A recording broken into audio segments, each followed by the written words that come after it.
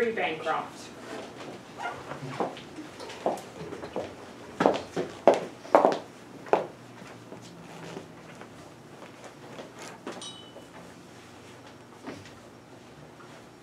Rebecca Wallace for the defense. May I proceed? Yes. Please state your name, spelling your last for the record. Good afternoon. My name is Avery Bancroft. That's spelled B-A-N-C-R-O-F-T. What is your current occupation, Mr. Bancroft? Well, I'm the president and the CEO of the Black Bear Casino. What are your duties as CEO of the Black Bear? Being CEO is actually not quite as glamorous as it may first sound. There's a lot of paperwork that goes into it.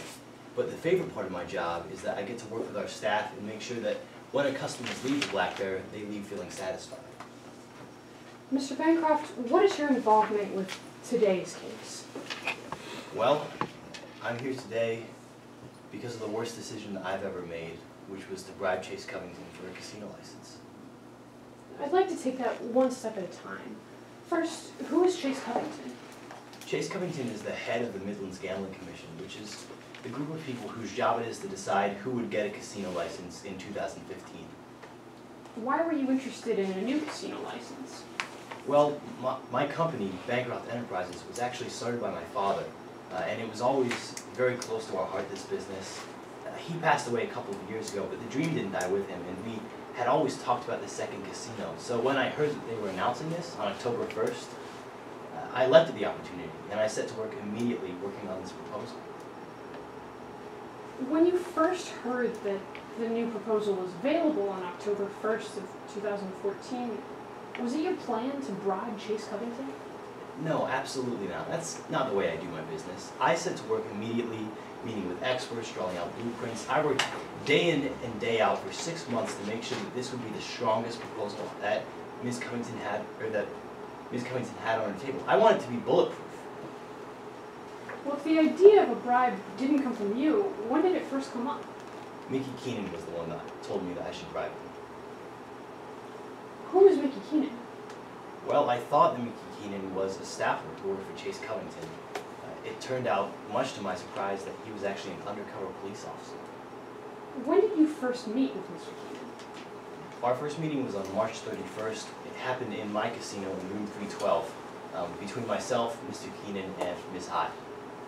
Would you recognize a transcript of that conversation if I showed it to you today? Yes, I'm sure I would. May I approach and retrieve State Exhibit 2? May I approach the witness when done? Yes. Thank you. Mr. Bancroft, I've handed you State Exhibit 2. What is it? This is a transcript of the conversation that we had on March 31st. How did that conversation begin? Well, I just began to give my entire casino pitch to Mickey Keenan. I wanted to feel him out, see what he thought about things.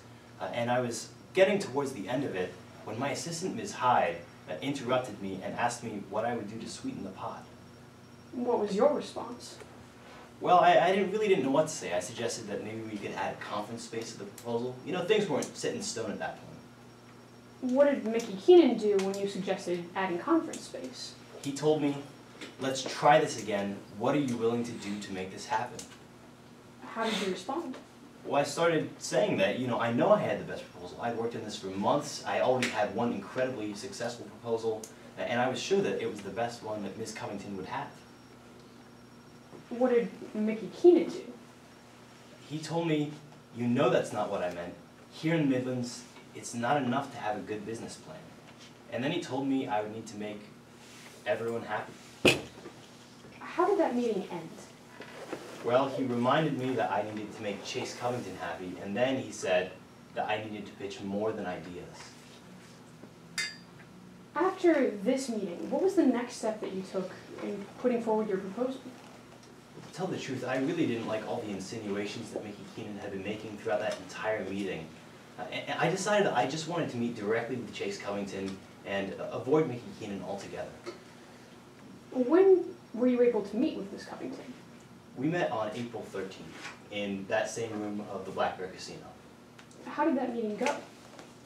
Well, at first I was actually very encouraged because we managed to get through the entire proposal without any kind of interruptions this time. And I thought that things would go much better.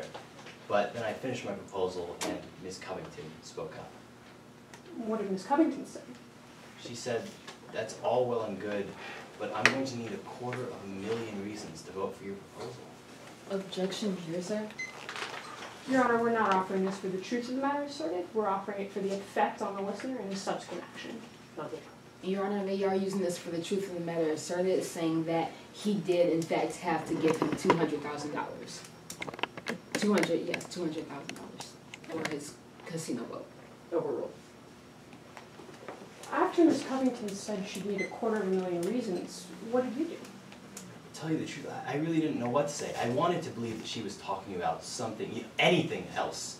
And so I brought the conversation back to maybe including a concert venue in that proposal. What did Ms. Covington do? She just shook her head. How did the meeting continue? Well, that was when I kept on trying to bring up the concert venue, and then there was just a napkin shoved in my face by Mickey Keenan.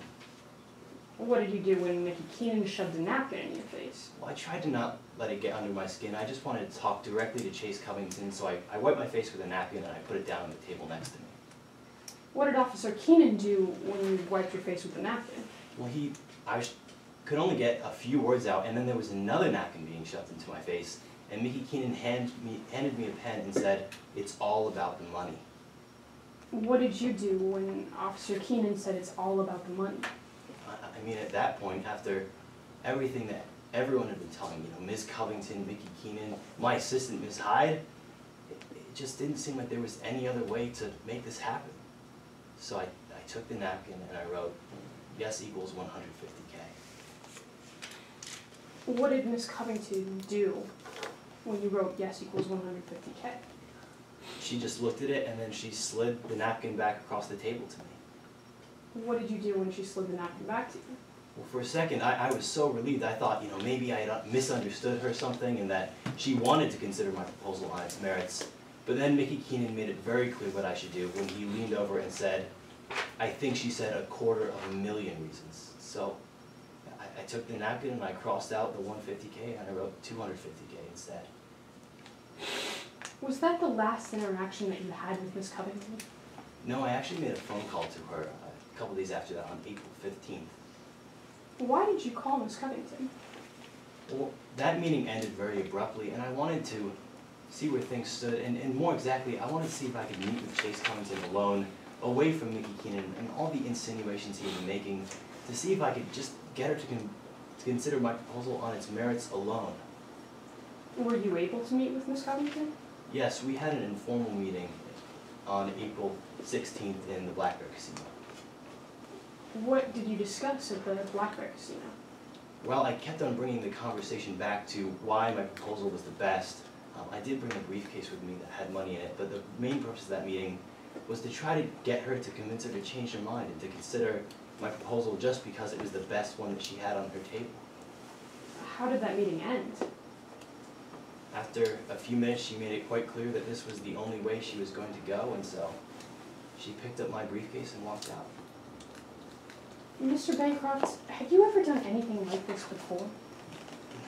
Absolutely not. That's not the way I run my business, and that's never been how I run my business.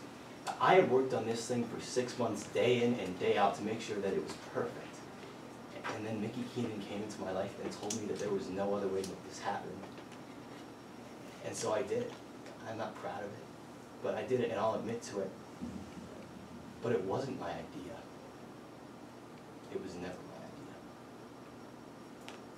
my idea. Mr. Bancroft, if you knew that Officer Keenan and Chase Covington were trying to get you to offer a bribe, why didn't you go to the police? Ms. Covington is a very well-connected business person, and she's also head of the Midlands Gambling Commission. And that means that in addition to having the ability to award this casino license, she can also take them away. And so I was worried if, I even made it seem like I was getting cold feet, or I tried to back out, that not only would I not get the second casino I'd worked so hard for, but I would lose my livelihood, the Black Bear Casino, which my father had built throughout years and years of hard work. Thank you. No further questions, sir.